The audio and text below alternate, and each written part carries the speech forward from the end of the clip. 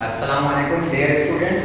आज हम लोग मैट्रिक का 2021 का जो पेपर हुआ है सही ना, उसके एमसीक्यू सॉल्व कर रहे हैं। जैसा कि मैंने अपनी वीडियो में कल बाद में कहा था कि मैं ये पेपर अपलोड कर दूंगा।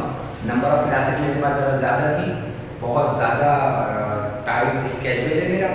उसके बावजूद मैं अपनी कमिटमेंट को सही ना पूरा करने के लिए वीडियो बनाकर अपलोड कर रहा हूँ। आपके पास वक्त तो कम बचा है, लेकिन आप इसे फिर भी देखिएगा तो शायद 1-2 नंबर का भी फायदा हो जाए तो बेहतरीन हो जाएगी बात। पहली एमसीक्यू आई है, the centre of gravity of a uniform rod is at the. एक यूनिफॉर्म रॉड है, बिल्कुल इस तरह की यूनिफॉर्म रॉड है, तो उसका सेंटर ऑफ ग्रेविटी क्या होगा? हमेशा इसका सेंटर सेलेक्ट करेगा। तो इसके ऑप्शन में आंसर थे end of rod, centre of rod, edge of rod और नन ऑफ दिस। तो जाहिर है किसी यूनिफॉर्म रॉड का जो सारा मास से जमीन के सेंटर की तरफ एक्ट करता है वो सेंटर ऑफ रॉड से करता है। मैट्रिक फिजिक्स का ये पेपर है जो अभी हुआ है 2021। इसकी पहली एमसीक्यू का आंसर है सेंटर ऑफ रॉड।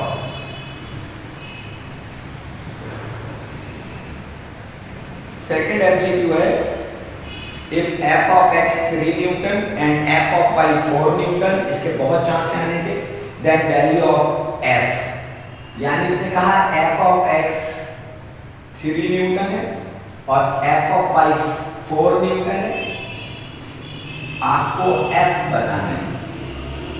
ये इसने मैग्नीट्यूड दी हुई है, बुनियादी तौर पर बात तो नहीं बननी चाहिए थी।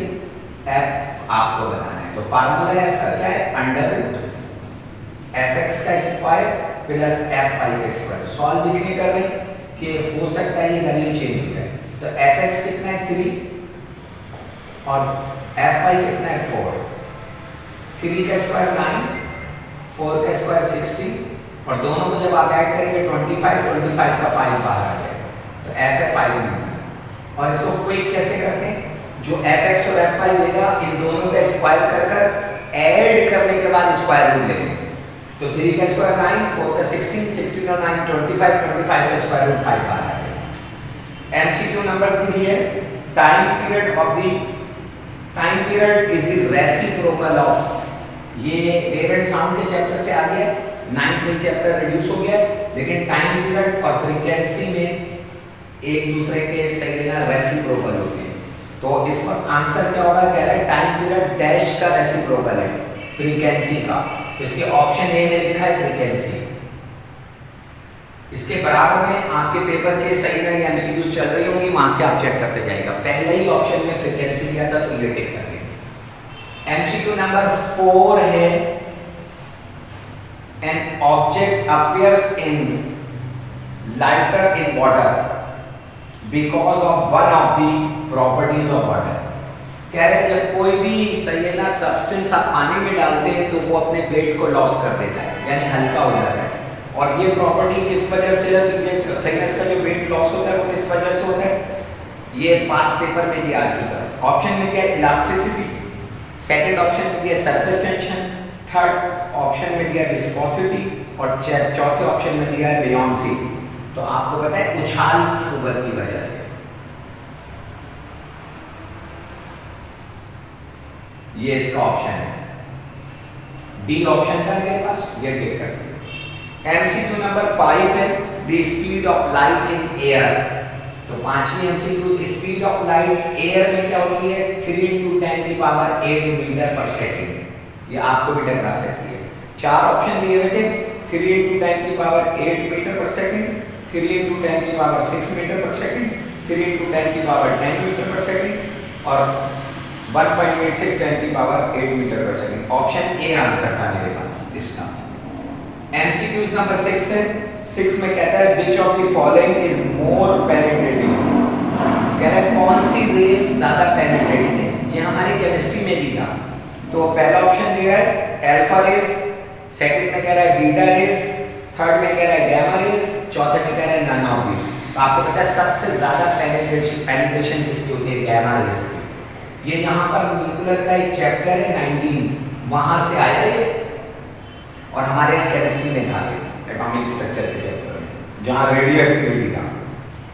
एमसीक्यू नंबर 7 है, 1 रेडियन इज इक्वल टू, ये हमारे पास पास पेपर में क्या है, ये बहुत इंपॉर्टेंट है, कल के पेपर में भी लग सकता है। कहता है 1 रेडियन इक्वल टू, ये जो मैट्रिक की मैंने वीडियोस अपलोड करी है उसमें इसको कैलकुलेट करके दिखाया है।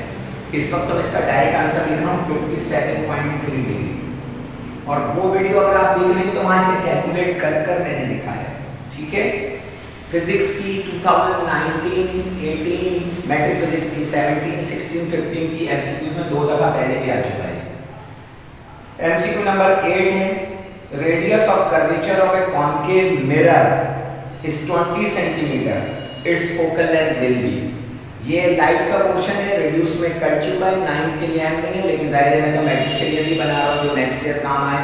तो रेडियस ऑफ कर्वेचर बराबर होता है ट्वाइस ऑफ एफ के, ये फार्मूला है। तो एफ बराबर होगा r/2 के, और r इन्होंने दिया भाई 20, जितना भी दे दे वो यहाँ रख देंगे और 2 लेना। रेडियस ऑफ कर्वेचर के फोकल लेंथ निकालेंगे, इस फार्मूले से निकालेंगे, और focal length they they radius of curvature पूछे तो इस फार्मूले से निकालेंगे।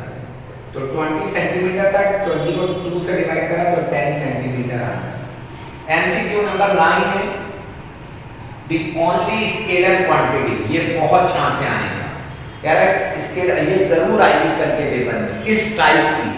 अब इसने क्या करा है कि 3 वेक्टर क्वांटिटी दे दी और 1 स्केलर, कह रहा है बताइए इसमें से स्केलर कौन है। तो पहला दिया हुआ है डिस्प्लेसमेंट,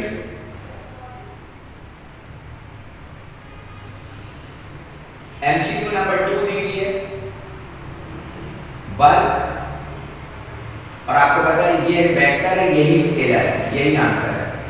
तीसरा दिया हुआ है फोर्स, और चौथा दिया हुआ है वेलोसिटी।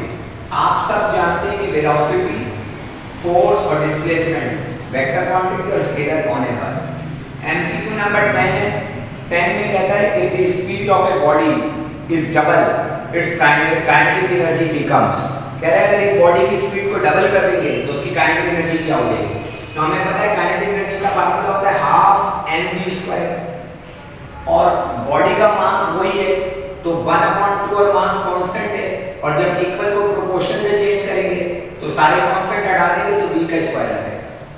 अब v के स्क्वायर से रिलेशन है काइनेटिक एनर्जी का, अगर आपने इसको डबल करा तो यहाँ 2 रख देंगे, तो 2 का स्क्वायर क्या होता है 4, इसका मतलब है 4 टाइम्स राइज हो जाएगी।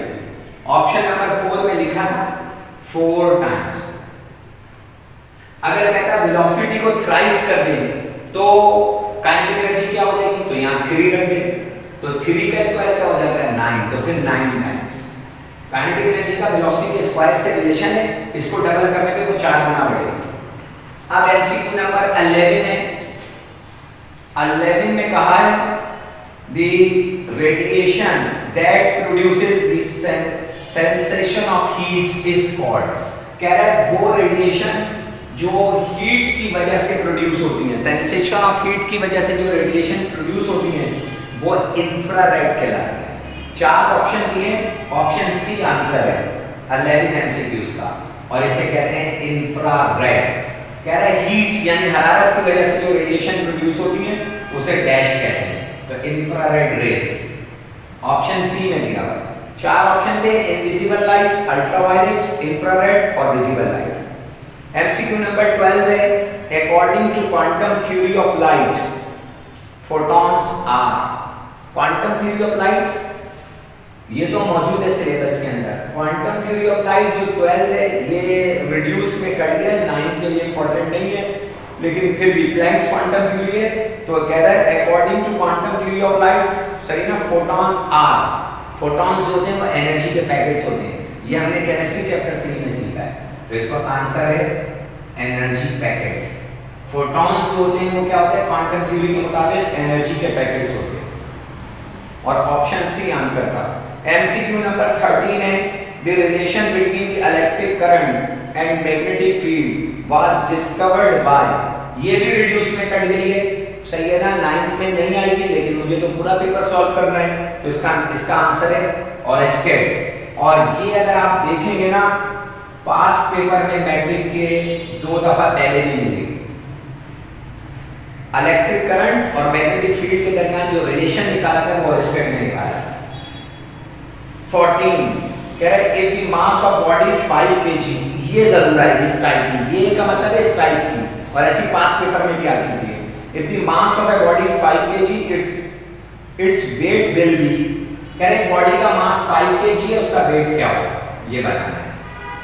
तो आपको पता है वेट का फार्मूला होता है mg, और m की जगह 5 रखेंगे और g की जगह 9.8, तो जब आप इनको मल्टीप्लाई करेंगे तो 49 न्यूटन। बात g को 10 ले लेता है तो 10 5 या 50 न्यूटन, लेकिन मैट्रिक की एमसीक्यूज में से 50 आंसर नहीं दिया था, एक्यूरेट निकालना था तो 9.8 से रख के निकालना।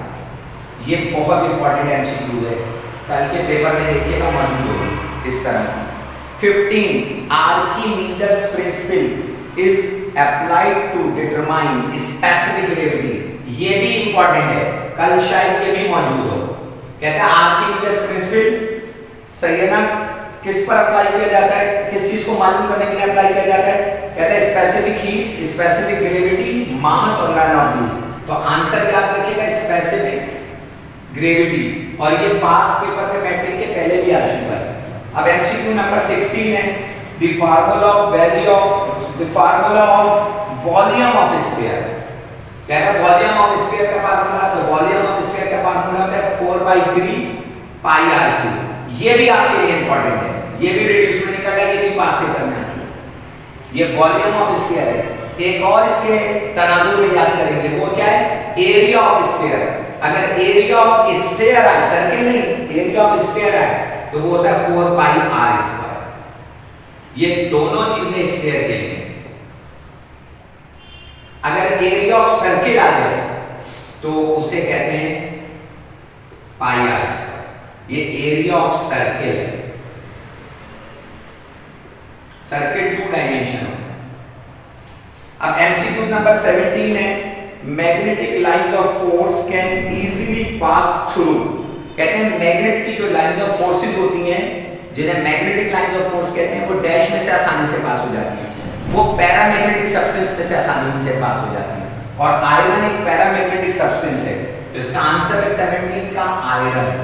इसने ऑप्शन में दिया हुआ था आयरन, एयर, वाटर और वुड, तो आंसर है आयरन। एमसीक्यू नंबर 18 है, 18 में कहा है if Q equal to 6 centimetre and P equal to 3 centimetre, तो Q क्या है 6 सेंटीमीटर और P ये इमेज डिस्टेंस है, ये ऑब्जेक्ट डिस्टेंस है, और कह रहा है मैग्निफिकेशन बताइए, तो मैग्निफिकेशन का फार्मूला होता है Q/P, उल्टा मत कर दीजिए, तो 6/3 आंसर है 2, तो इसकी मैग्निफिकेशन है 2। ये लाइट का क्वेश्चन है, 9th में कर चुका है रिड्यूस के अंदर, ठीक है। फिर मेरे पास एमसीक्यू नंबर 4 रह गई है, 19 में कहता है the unit of capacity of a capacitor is known as, ये भी इलेक्ट्रिसिटी मैग्नेटिज्म का चैप्टर नंबर 15 है, रिड्यूस में कर चुका है। कैपेसिटी ऑफ ए कैपेसिटर का जो यूनिट होता है वो फैरेड होता है, तो 19 का आंसर है फैरेड। फैरेड साइंटिस्ट का नाम है और कैपेसिटी का यूनिट फैरेड होता है। एमसीक्यू नंबर 20 4 ऑप्शन थे इसमें, पहला था कूलम, कूलम आपको पता है चार्ज का यूनिट है। वोल्ट, वोल्ट पोटेंशियल डिफरेंस या ईएमएफ का यूनिट है। तीसरा फैरेड, ये कैपेसिटी का यूनिट है। चौथा ओम, वो रेजिस्टेंस का यूनिट है, लेकिन सब मैट्रिक के लिए। MCQ number 20 The branch of science deals with interaction of matter and energy is called physics. ये आपके लिए भी इंपॉर्टेंट है। साइंस की वो ब्रांच जिसमें मैटर और एनर्जी की इंटरेक्शन की स्टडी की जाती है, वो फिजिक्स कहलाती है। फिर 21वीं कह रहा है 21, इसलिए भी आपके लिए इंपॉर्टेंट है। स्पेसिफिक हीट ऑफ वाटर, ये बहुत इंपॉर्टेंट है आपके लिए। 4200 वाटर की स्पेसिफिक हीट होती है 4200 जूल पर केजी, सही है ना, और पर केल्विन। 22 लास्ट एमसीक्यूज है, to produce N type crystal germanium is doped with substance that is, ये भी प्रीवियस एमसीक्यूज में आ चुके हैं, वीडियो देखेंगे तो पता है। एन टाइप सब्सटेंस बनाने के लिए जर्मेनियम 4 ग्रुप का एलिमेंट है, कार्बन, सिलिकॉन, जर्मेनियम, टिन और लेड। और फिर 4th ग्रुप के एलिमेंट को एन टाइप बनाने के लिए 5th ग्रुप से डॉप करते हैं। 5th ग्रुप के एलिमेंट होते हैं नाइट्रोजन, फास्फोरस, आर्सेनिक, एंटीमनी और बिस्मुथ। तो कह रहा है इसको डॉक करने के लिए और इस जर्मेनियम को किसके साथ डॉक करेंगे वो एन टाइप सब्सटेंस बन जाए, तो इनमें से किसी के साथ, तो सही है ना। और ये कहलाते हैं पेंटावैलेंट। क्या कहलाते हैं? पेंटावैलेंट। तो ऑप्शन में दिया डाइवैलेंट, ट्राइवैलेंट, टेट्रावैलेंट और पेंटावैलेंट। तो आंसर है पेंटावैलेंट, इसका आंसर है। अगर ये रिवर्स है ना, पी टाइप सब्सटेंस के लिए आ जाता तो थर्ड ग्रुप के एलिमेंट के साथ, थर्ड ग्रुप के element boron, carbon, silicon, germanium, sorry gallium, या आपके एमसीक्यूज आई थी उसमें केमिस्ट्री में, और इंडियम के साथ डॉक करें। अगर पी टाइप सब्सटेंस कहता तो हम कहते हैं ट्राइवैलेंट। पी टाइप के लिए ट्राइवैलेंट, ये मैंने एक्स्ट्रा बता दिया, इसके लिए ट्राइवैलेंट। और ये मेरी 22 की 22 एमसीक्यूज खत्म हुई। Thank you.